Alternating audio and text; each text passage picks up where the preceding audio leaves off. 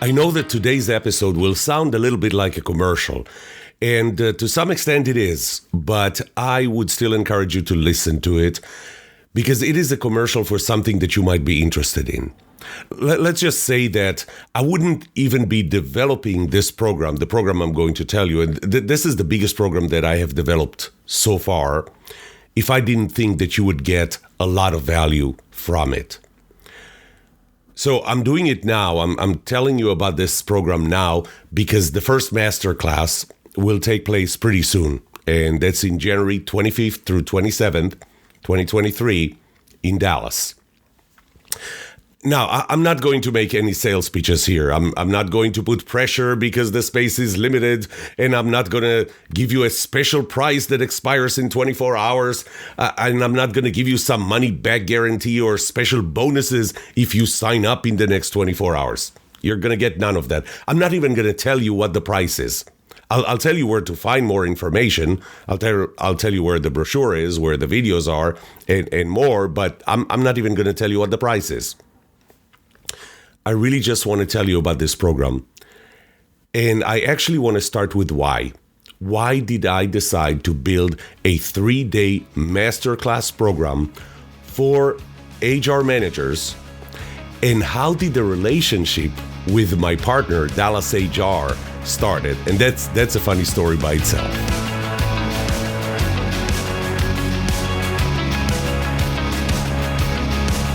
Welcome to The Trust Show. I'm Yoram Solomon, your host, the author of the Book of Trust, and facilitator of the Trust Habits Workshop.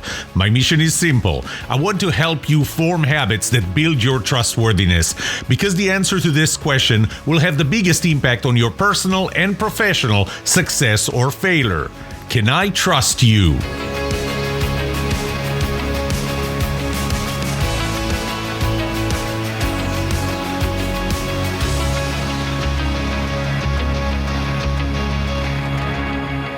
I don't need to tell you how important trust is to your organization, but I will anyway, just to remind you, and it's going to be in 3 areas. It's going to be in the area of the employees. What is the employee experience when you have high trust versus low trust? And that's, if you're an HR, in the area of HR, that is your direct responsibility. I'm going to tell you about an intermediate level, such as the organizational behavior, the organizational culture, that, we can argue that's part of your role. But that leads to the 3rd area, which is the organizational outcomes, which is going to be very important for you when you need to sell this program to your managers. The data, the numbers that I'm going to give you here, some of them, actually a small minority of them, came from my own research. Others came from research done by other researchers in different areas. And in the Book of Trust, I actually have all those numbers with the references of who did the research, how did they do the research. But I'll skip straight to the numbers. Let's start with the areas in your direct responsibilities. How do employees in a high trust organization, what is their experience compared to a low trust organization? 74% less stress. You know how stress is, right? 106% more energy, 60% more joy at work, 56% high job satisfaction. So, the last 2, we can say they're kind of similar, but they just came from different pieces of research done by other people. I'm glad that the numbers are kind of tied together, between 56 to 60% joy and job satisfaction. 76% higher engagement, 50% more likely to stay 1 more year, at least. 70% feel that they're more aligned with the company, with the mission, the vision. 41% higher sense of accomplishment. 88% more likely to recommend this place to family and friends. And you know how hard it is to bring new employees. And, the 5th law of trust is that trust is transferable. And if a new employee trusts somebody that is 88% more likely to say this is a good company to work for, that's important for you in recruiting. 40% less burnout, and 13% fewer sick days. Let me go to the organizational behaviors that I talked about in the culture. In a high trust organization, leaders give 67% more autonomy. And what I found in my own doctoral research is that was one of the strongest predictors of productivity and innovativeness and innovation in the company.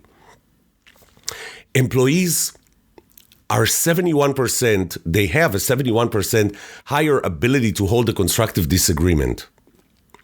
And that's because they are 240% more likely or more willing to be vulnerable with one another, 106% more willing to give the other person the feedback they need to hear and not what you think they want to hear, and 76% more receptive to feedback. I know these sounds kind of very soft, touchy-feely, but those are the ones that lead to the outcomes that I'll talk about next. In high-trust organization, and again, different research, 64% more productive and innovative. The companies are 64% more productive and innovative. The company can hold a 29.6% price premium on their products and services compared to a low-trust company. Projects in the company finish 45% more on time and on budget and on specifications as originally planned. And the companies deliver 286% higher shareholder return.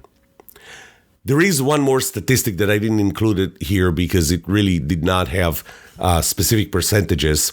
I saw a research that shows that you are dramatically more likely to be one of the top 100 companies to work for if you have a culture of trust built into the company. So I guess I made the case, and you already know that. You already know how is trust important to your company.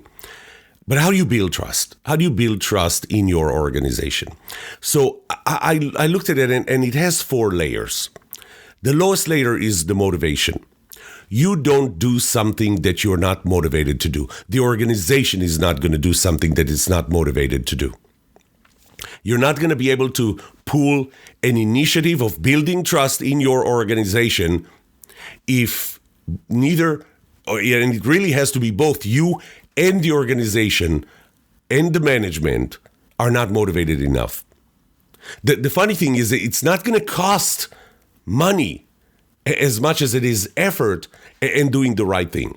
So we start with the motivation.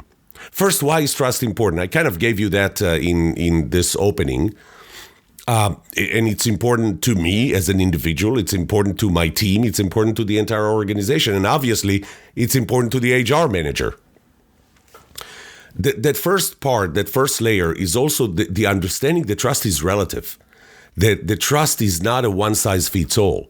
It has to be tailored for every specific individual relationship. I wish, that there was a checklist, an absolute and universal checklist, but it's not. Trust is relative. The second is that the focus of trust is trustworthiness. Because as the 8th law of trust says, the trust that I have in you is the product of your trustworthiness and my trustability, my willingness to trust people. And it's very hard to affect my trustability, so the focus has to be on trustworthiness. Your trustworthiness, or any employee's trustworthiness. And listen, we have to pass that motivation part before we move on. But let's say that we have. Let's say that we understand that motivation is important, that trust is important, we're motivated to do something. Now the question is, what is trust? So if the level 1 is motivation, level 2 is understanding. Understanding what is trust. Understanding how trust behaves. You already know that I have the 8 laws of trust. So that understanding and the understanding of what makes a person trustworthy through my relative trustworthiness model, now you know what makes person A trust person B. So theoretically, now you know you're motivated, you understand trust, but now the question is, what do you do about it? So layer 3 is the process. And the process that I developed is called Trust Habits. And it's a 7-step process. And this is something that's kind of unique to my approach. And I'll talk a little more about it later. That or maybe that's where I'll talk about that.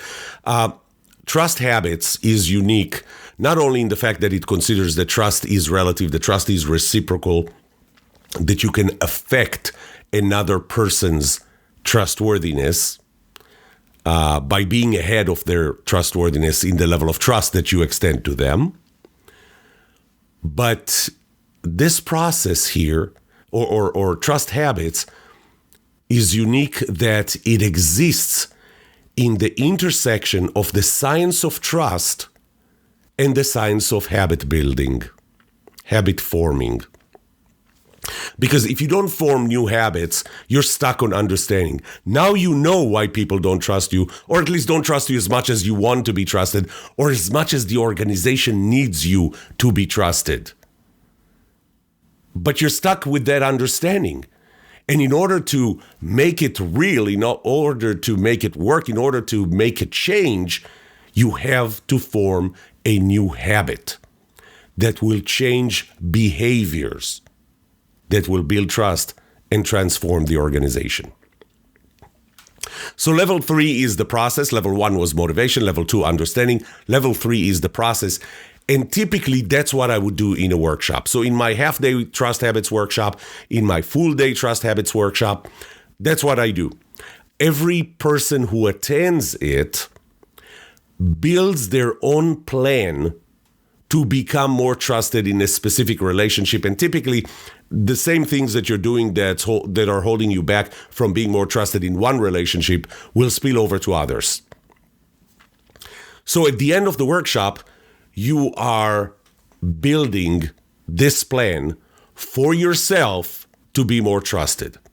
And this, in essence, is the first day of, or 3/4 of a day of the 3-day workshop. You're probably going, wait, why the music? Where's the 4th layer? You said you promised 4th layer. I want the 4th layer. Well, the 4th level is something that I need to talk about specifically and individually. That's the layer of coaching others. It's one thing to know how to do it yourself. It's another thing to know how to coach others. And that's what turns this half-day to full-day Trust Habits workshop into a 3-day HR training or masterclass. How do you apply this not just to yourself, but how can you coach others through it? Why did I even decide to add the 4th layer? So, when I look at the workshops that I do, there are several critical parts to it, the critical components to it that if they're done wrong, and unfortunately, the way we're doing it is me standing and everybody in the audience is responsible for developing their own plan. I'm not developing their plan. If I'm sitting in front of an audience of 200 people, there are going to be 200 different plans. I would be surprised if any 2 plans will be similar. But the importance of identifying the right relationship, which is step 1 of the process, and the right behavior, which is step 2 of the process, 2 and 3, they're critical. And if you start that wrong, the entire process, the new habit that you're going to form is not going to be the right habit. So that's why it was so important for me to make sure that I really train somebody and scale this. The other component that's really important is the accountability partner. And I talk a lot, accountability partner is actually step 6 in the Trust Habits process. And without an accountability partner, your probability or the probability of your success in this process probably drops by about 50%. So you need an accountability partner. I can't be your accountability partner. So I thought about, how do I scale this so that I will have more impact in over more and more organizations? It can't scale based on me being the accountability partner. I'm only one person, and I really want to affect, I'll be honest with you, every single organization in the world, except our enemies. I don't want them to build trust. I want them to be very, very ineffective and inefficient and not innovative. I digress.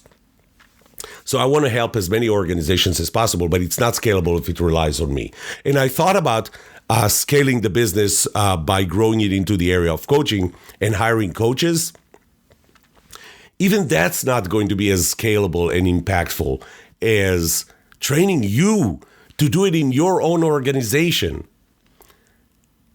You know, the first business book I ever read was called, it was Built to Last by Collins and Porras. There was one statement there that really, really appealed to me, and it was, don't be a time teller. So be a clockmaker, not a time teller. So don't be the person that tells the time. When I deliver a regular workshop, I kind of tell the time. I guess the third layer, the process, is when you're starting to do something. But if I can train you to do that in your organization, I'm going to make less money. There's no doubt about that. But that's not my focus. I'm going to really be a clockmaker. And really, that's what my father was. My father was a clockmaker for 52 years until the day he passed away. So I want to turn you into a clock. I want to train you to build trust in your organization. That's why I added that fourth layer of training you how to coach, not relying on me. And the way I'm going to get there is one employee at the time, one HR manager at the time.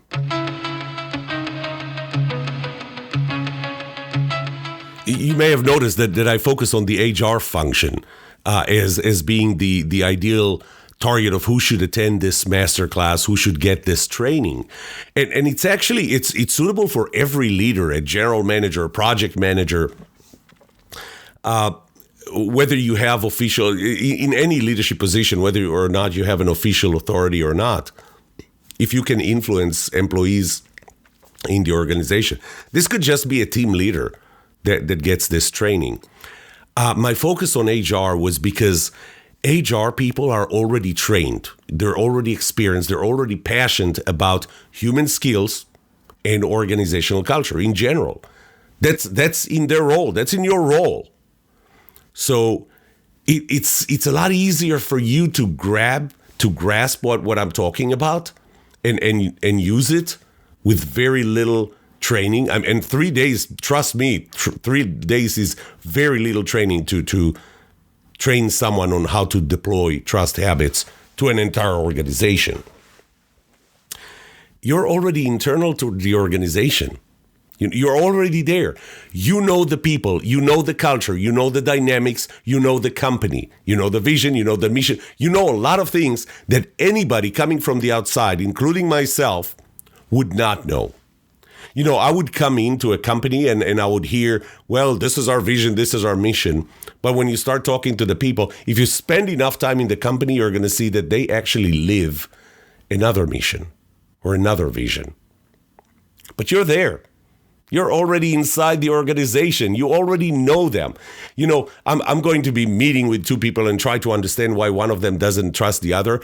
They don't trust me, by the way, enough to share with me what you already know, because you know them. You've been there. You heard the stories. You're right there to serve as the accountability partner, which is a big deal. I already told you. Without an accountability partner, your probability of success is drops by 50%. And being the accountability partner is critical to helping others build their trustworthiness. Now, you know, there is another component. I hate to say it, but you're already paid for. Imagine if you want to take an organization with only 50 people and increase the level of trust, and you need coaches for 50 people. How much would that cost? Not to mention, will you find 50 coaches that know how to coach this program? You're there. You're already paid for. Make it part of your job. It's going to cost the company less. I know that that's not how you sell something, by it's going to cost less, but you know what? It's a factor. And I think it's important. It's important to the success of this program that it's manageable within the budget. Now, is it going to put more on your plate? Of course it will. But it's the type of things that you do. It's the type of things that you're good for, that you're good at. And it's the type of things that you're already passionate about. You know, I remember once hearing that if you want something done, give it to a busy person. I'm giving it to you because you're busy.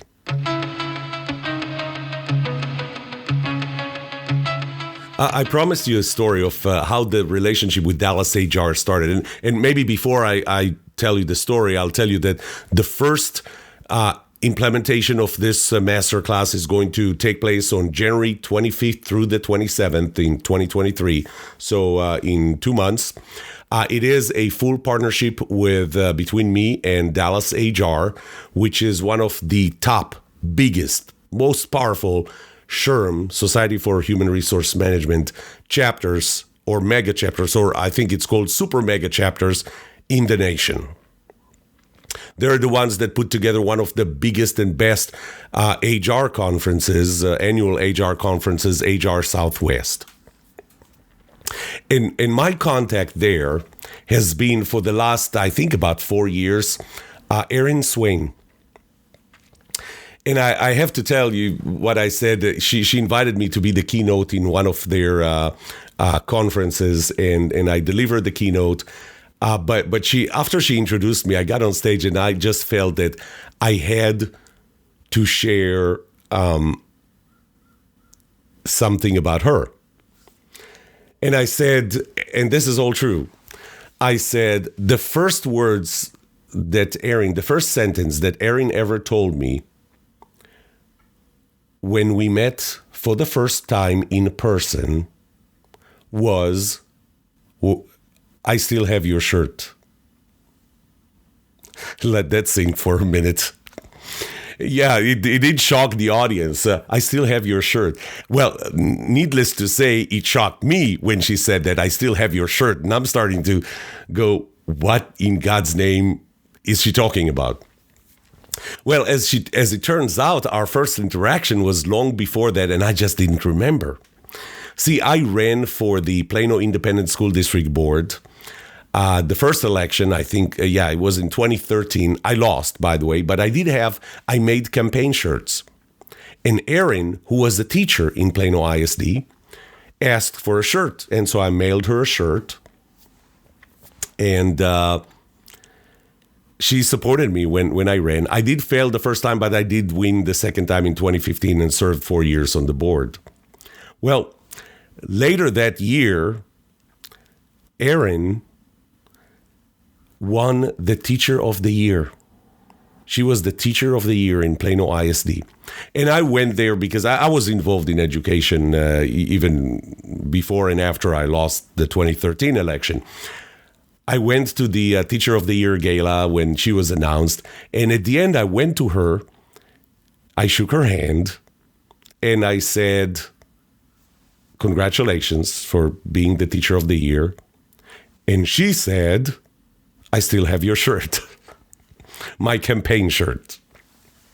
Anyway, that's how I met Erin, and it's always a funny story.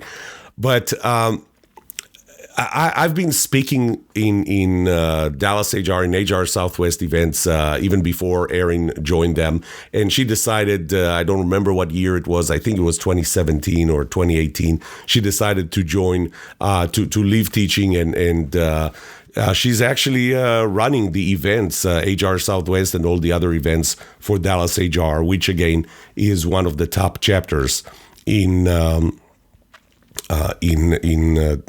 SHRM National. And, we did one program together beyond HR Southwest. We did one program together. I spoke at an event. She brought me in to be the keynote speaker in another event and so on. And one day she called me and she said, listen, trust is important. We understand the importance of trust. In fact, one of the events I gave 2 sessions on was an event called Trust in HR. And she said, listen, trust is important. We want to build a program about trust. More specifically about trust, and we want you to do it. What do you think? And about 10 minutes into the conversation, I said, Aaron, I haven't planned the masterclass yet at that time. I said, Aaron, I was thinking too. I was thinking about building this masterclass because I think HR people are in the right position, as I explained before, the perfect position to build trust in the organization if they only get trained, but I can't train them in half a day or a full day. What would you say for a 3-day masterclass? That was the other 10 minutes of that call. She loved it, introduced me to Jimmy Taylor, who I love. He's the CEO, the executive director of Dallas HR, and we started planning it. That's how it started, and now this is going to be the first instantiation of the Trust Habits 3-day HR Masterclass that'll take place in January 25th through 27th, 2023.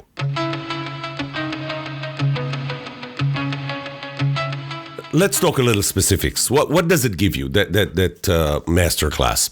After you attend this, you will be able to identify signs of a lack of trust in a team, a specific team, or the organization in general, especially be able to identify where you have a dependency relationship or relationships that are critical to the organization being successful and that there's low trust there. I'll show you, I'll teach you, I'll train you how to do that.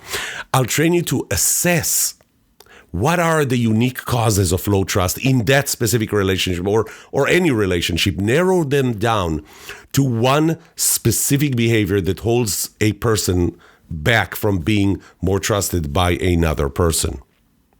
And again, those are critical. The ability to identify that there is a trust issue and what is the cause of that trust issue in a critical relationship is critical for the success of the organization and the success of this program.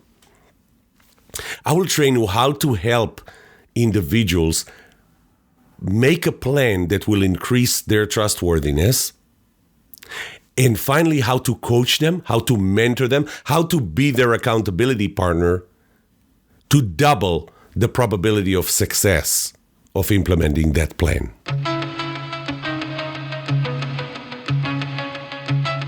Let me take you through the high-level agenda for the 3 days. So first of all, it's not 3 full days.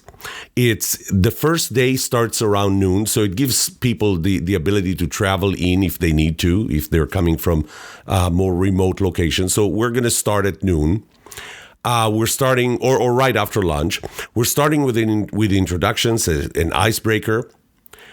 We're ending, and the next session is going to be, we're going to talk about trust, the importance of trust, the culture of trust. We're going to talk about the outcomes. So we're really going to talk about why trust is important. So this is kind of the motivation part. The next hour, we're going to talk about the 8 laws of trust. Why or how does trust behave? And then we're going to spend the next 2 hours understanding the relative trustworthiness model. So what makes a person trusted? So even though it's only a half day, it's a long half day that should end about 6 p.m., we're going to cover the first 2 layers of those 4 layers I mentioned. The motivation, and we're going to go back to motivation on day 3, by the way. The motivation and the education or understanding. Day 2 is a heavy day. After breakfast, we're going to start with an introduction to coaching because we can't rely on any of you having prior coaching experience. So we're going to have a couple of hours. We may break this into two parts, but that's the plan right now. So Introduction to Coaching Part 1, that's going to be 1 hour. Then we're going to spend 2 hours on the trust habits process, individual process, how it applies to an individual. We're going to have a lunch break. After lunch, we're going to have the second part of Introduction to Coaching. So it would give you some abilities that someone who's trained as a coach has. Then we're going to spend about 2 hours on how to apply this program, how to direct this program, how to coach others. Now, this is specifically to the trust habits. So I call it the HR-directed program. How do you apply this to others?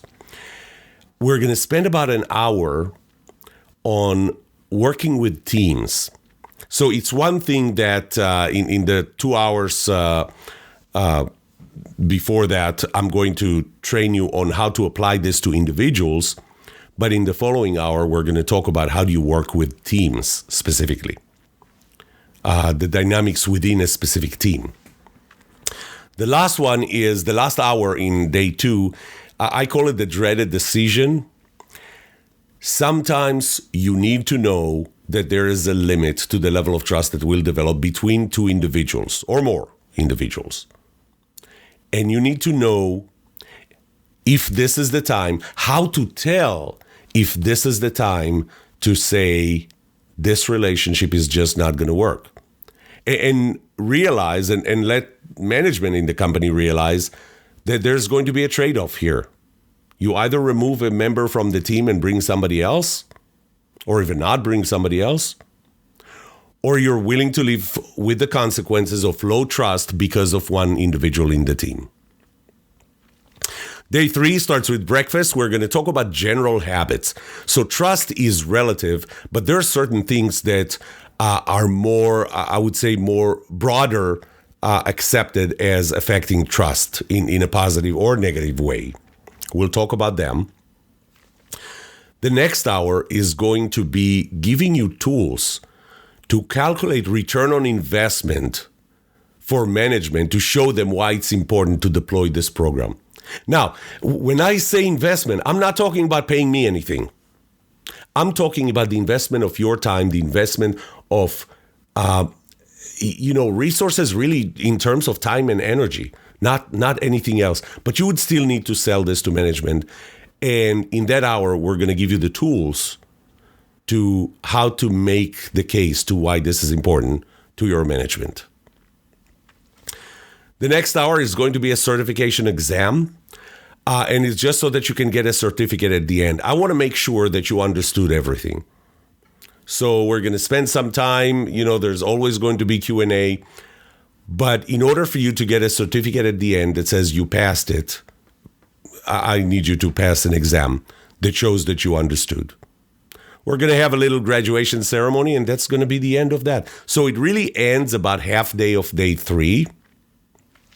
So it really is 2 full days.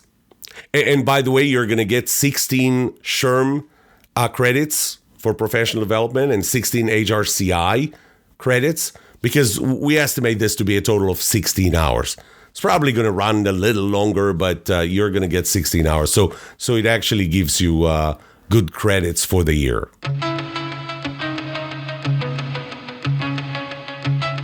I talked before about what you're going to get in terms of skills and abilities and knowledge. But now let's talk about the goodies, okay? The goodies that you're going to get. So first of all, you get to take all the presentations. And, when I say the presentations, there's a slide of me using a fire hose to make a point. You don't need that picture. But everything that's pertinent to the program is going to be there. All the worksheets, all the assessment sheets, all the cheat sheets, checklists, workbooks, all the tools, including digital ones, you're going to get access to them. You're going to get them. You're going to have limited time membership to a private member-only group that I have for continuous support after this masterclass.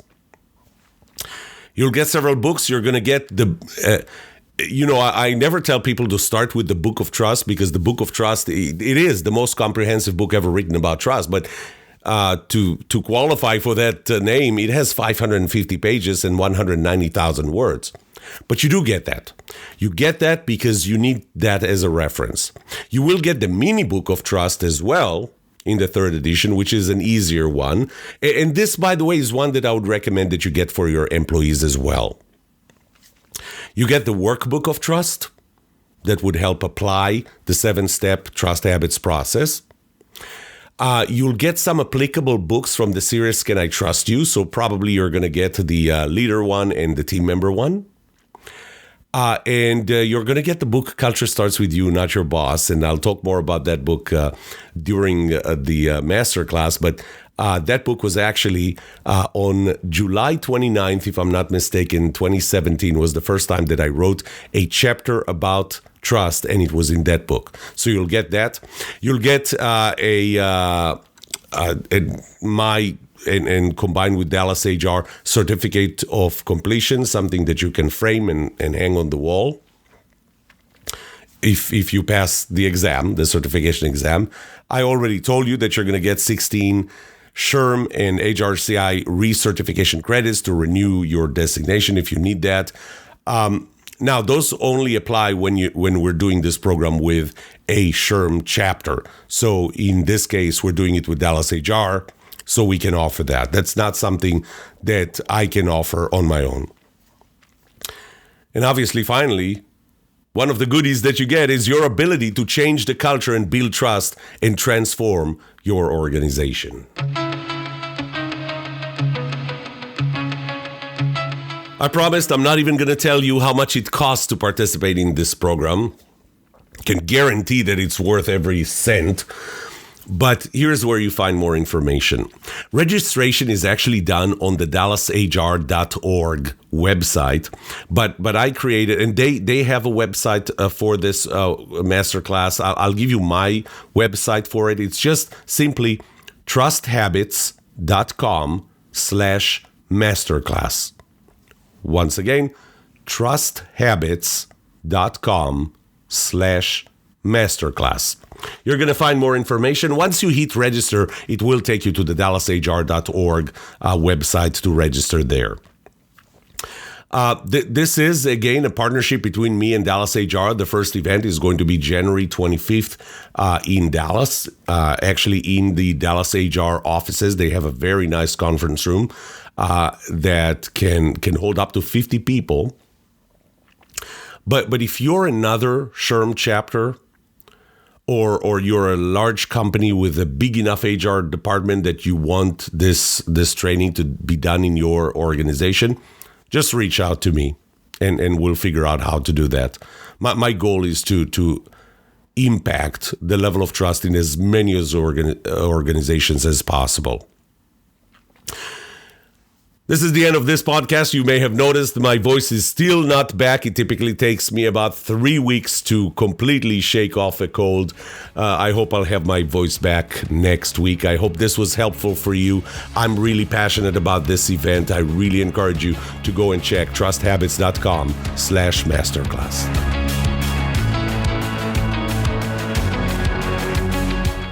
What would you like to know about trust and trustworthiness? Let me know and I'll answer it in a future episode. I would love to hear from you. Email me at yoram@thetrustshow.com. If you like this episode, subscribe to the show so you will automatically get notified when I release a new episode. Rate it. Write a review for this podcast because those ratings help not only you, but also others looking for podcasts just like this. If you're looking for more resources to learn about how to build trust, be trusted, or know who to trust, look up my workshops, online courses, books, or go to my website, trusthabits.com. And remember that the answer to these 2 questions will have the biggest impact on your personal and professional success or failure. Can I trust you? And can you trust me? Thank you for listening or watching The Trust Show.